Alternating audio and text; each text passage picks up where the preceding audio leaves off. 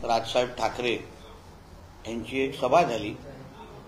राजसाहेब ठाकरे हे मोठे नेते आहेत, अभ्यासू नेते आहेत आणि मुद्देसूद बोलतात आणि त्यांच्या माध्यमातून जी काय माहिती समोर येते त्याच्यावर लोक विचार करतात असा आतापर्यंत अनुभव आहे।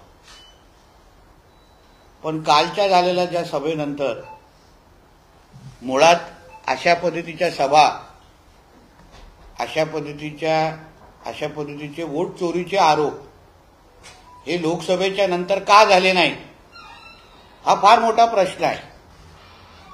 कारण का ज्या पद्धतीने लोकसभेमध्ये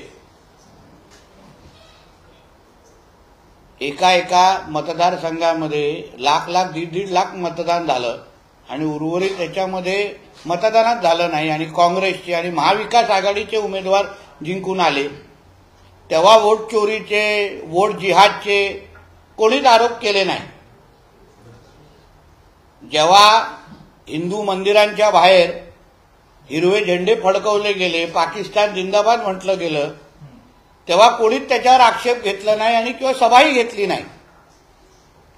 आता जेव्हा हिंदुत्व विचाराचं सरकार येण्यासाठी महाराष्ट्रातल्या हिंदू समाजाने जे काही लोकसभेच्या नंतर हिरवा गुलाल उधळला गेला त्याचा उत्तर अगर भगवा गुलालाने अगर दिलं तेव्हाच आता वोट चोरीचे आरोप व्हायला लागलेले आहे।